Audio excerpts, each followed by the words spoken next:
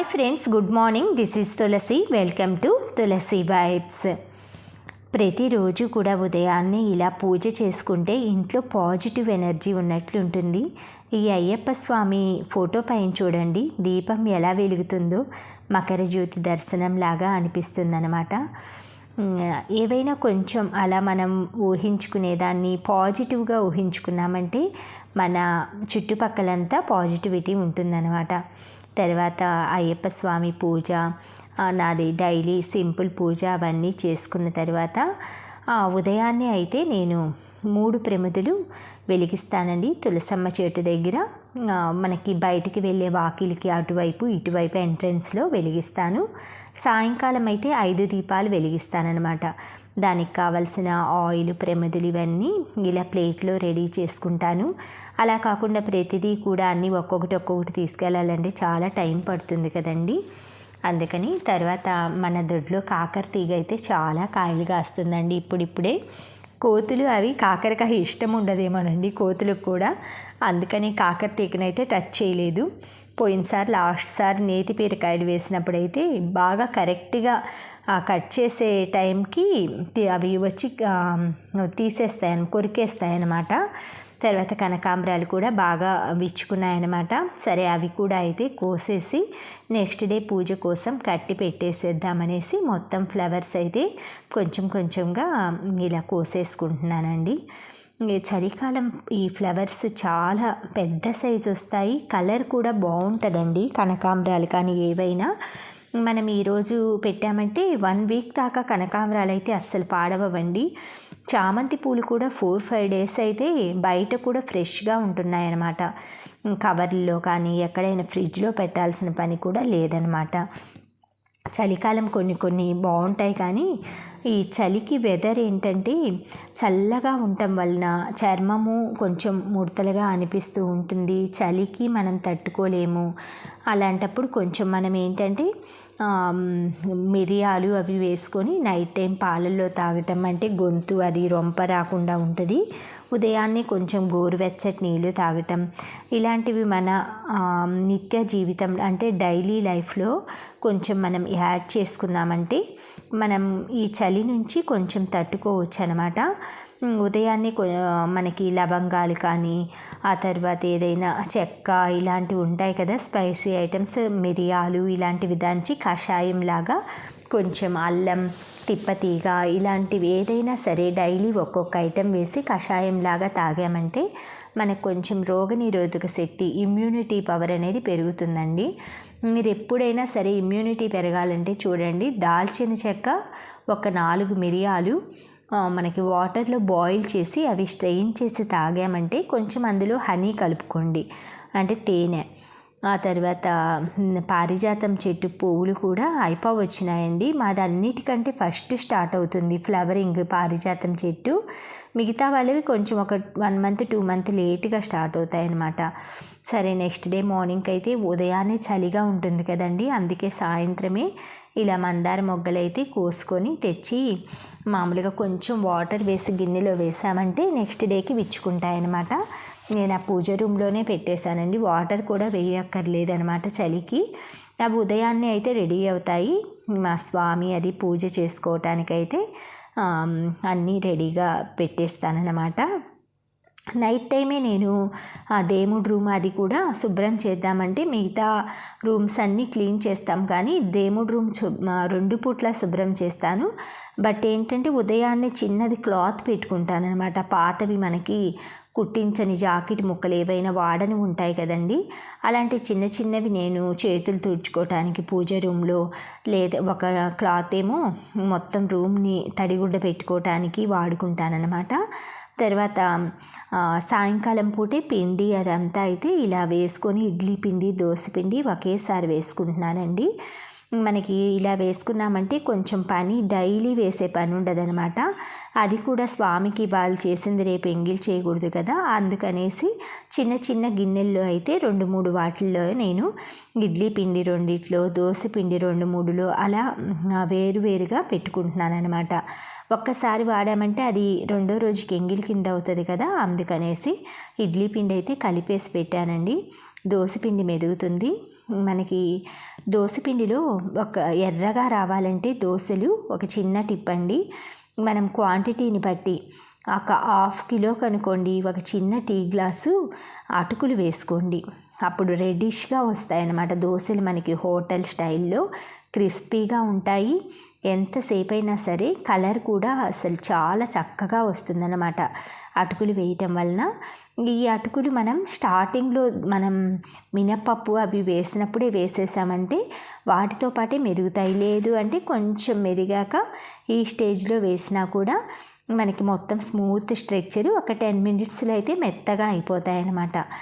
నానబెట్టక్కర్లేదు కూడా, అటుకులు డైరెక్ట్గా వేసుకోవచ్చు, వాటర్లో కూడా కలిపి వేసుకోవచ్చు. 1 2 உங்கள బర్త్డే ఎప్పు November 26. ಎಲ್ಲರೂ ನಕ್ಷತ್ರಕ್ಕೆ ಹ್ಯಾಪಿ ಬರ್ಡೇ ಕೇಟು. ಅವರ್ ಸಬ್ಸ್ಕ್ರೈಬರ್ಸ್ ಎಲ್ಲರೂ happy birthday to you Nakshatra. Thank you. Thank you ಸೊಲ್ಲು ಎಲ್ಲರಿಗೂ. Thank you, friends. Thank you. My birthday November 26th ಸೊಲ್ಲು. My birthday November 26. ಎಲ್ಲರಿಗೂ எல்லாருக்கும் வணக்கம். வணக்கம். நமஸ்தே சொல்லு. எல்லாத்துக்கும் நமஸ்தே. எல்லாரு நல்லா இருக்கீங்களா? எல்லாரும் நல்லா இருக்கீங்களா? నా పేరు నా పేరు నక్షత్ర. తమ్మి పేరన్నా నీలవన్. అమ్మ పేరు సత్య. అప్ప పేరు ప్రకాష్.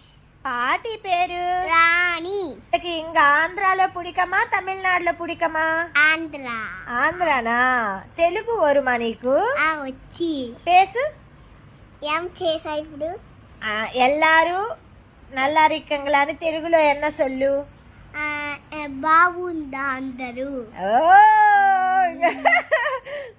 So sweet. తర్వాత కాసేపు కబుర్లు అవి చెప్పుకున్నాక నక్షత్ర నేను ఆ తర్వాత మ్యాగీ ప్యాకెట్ ఒకటి ఉందండి ఇంట్లో. సరే మ్యాగీ చేద్దామనేసి పచ్చిమిర్చి, గార్లిక్, కొత్తిమీరతోటి చాలా బాగుంటుందన్నమాట ఇది. మన దగ్గర వెజిటేబుల్స్ ఉన్నాయనుకోండి, క్యారెట్, బీన్స్ ఇవి కూడా యాడ్ చేసుకోవచ్చు, ఆనియన్ ఇలాంటివి. గార్లిక్, మిర్చి, కొత్తిమీర ఇవి వేస్తానన్నమాట. చాలా బాగుంటుంది మ్యాగీ.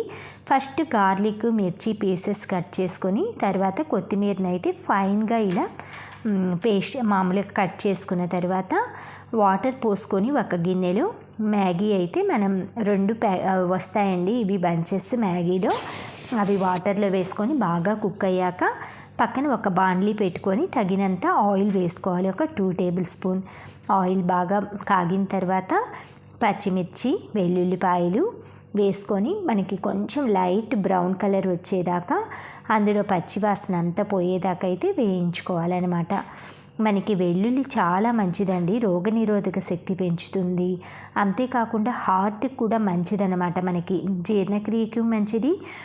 మనకి ఎక్కువగా గుండె జబ్బులు అలా ఉన్నవాళ్ళు వెల్లుల్లి ఎక్కువ తిన్నారనుకోండి కంట్రోల్లో ఉంటుందంట.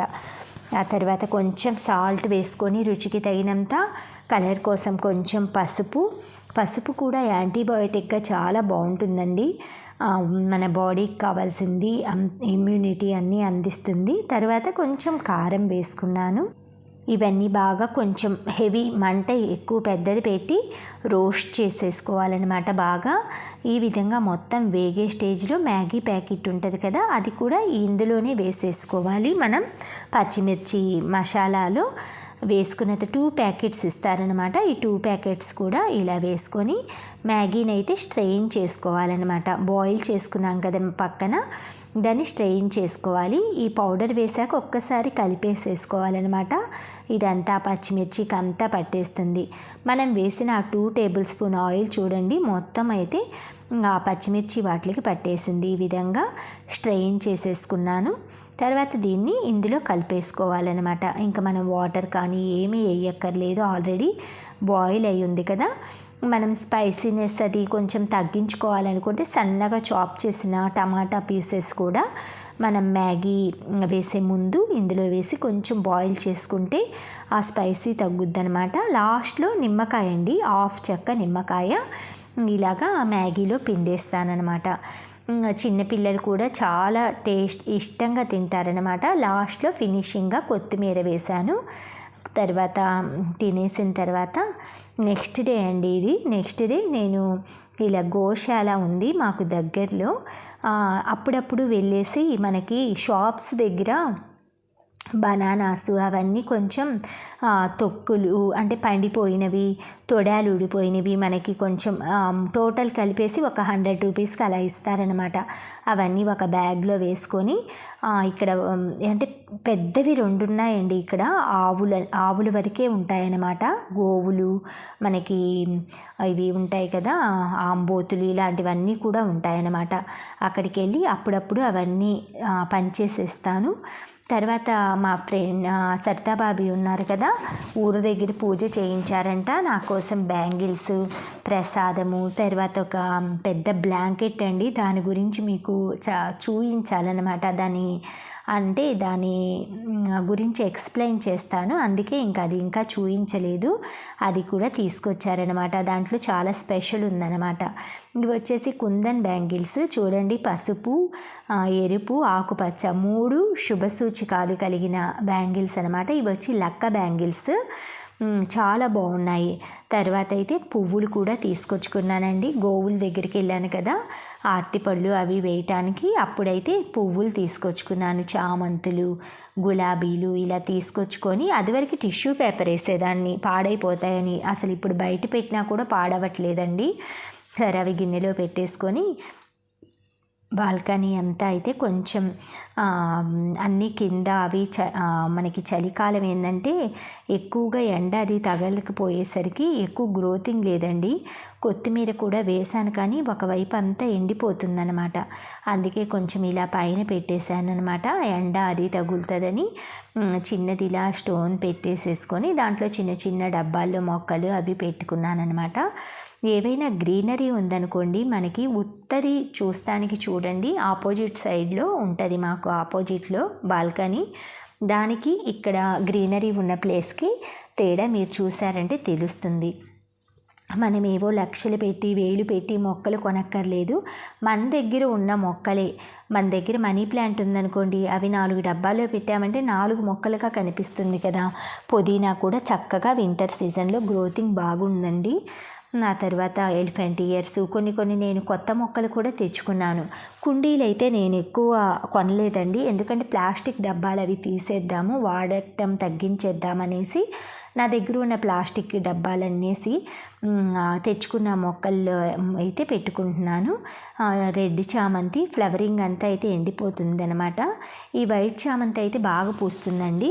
ఇది వచ్చి 3rd టైం నేనైతే దాన్ని మొత్తం హార్వెస్ట్ చేయటం అనమాట. బంతిపూలు చూడండి, చెట్టు నిండా ఎన్ని పువ్వులు ఉన్నాయో, ముద్దబంతి అనమాట. ఇది కూడా మనకి అమ్ముతారనమాట నర్సరీల్లో. ఇవి ఎక్కువ కాస్ట్ ఉంటాయన్నమాట. ఒక్కొక్క మొక్క వచ్చేసి 150 రూపీస్. ఈ మిర్చి చూసారా, చెట్టు నిండా ఎలా ఉన్నాయో మిర్చి. ఇవి కూడా అమ్ముతారండి. మిర్చి చెట్లు కూడా మనకి ఫుల్ చెట్టు నిండా కాయలు ఉండే మిర్చీలు ఉంటాయన్నమాట. ఇవి కూడా ఒక్కొక్క ప్లాంట్ వచ్చేసి 50 రూపీస్, 100 రూపీస్ ఉంటాయి. మనకి ఇలా పెంచుకున్నామనుకోండి, ఒక్క చెట్టున్నా చాలండి ఇంట్లో. ఎప్పుడైనా ఎమర్జెన్సీగా మిర్చి అయిపోయినాయనుకోండి, అలా కోసేసుకోవచ్చు అనమాట. ఇవి కూడా నేను ప్యాకెట్లోంచి తీసేసి చిన్న చిన్న ప్లాస్టిక్ డబ్బాలు తీసేస్తానన్నాను కదా, వాటిలో అయితే పెట్టేశానమాట. ఈ బంతిపూలు ఏంటంటే ఈ సీజన్లోనే ఉంటాయండి.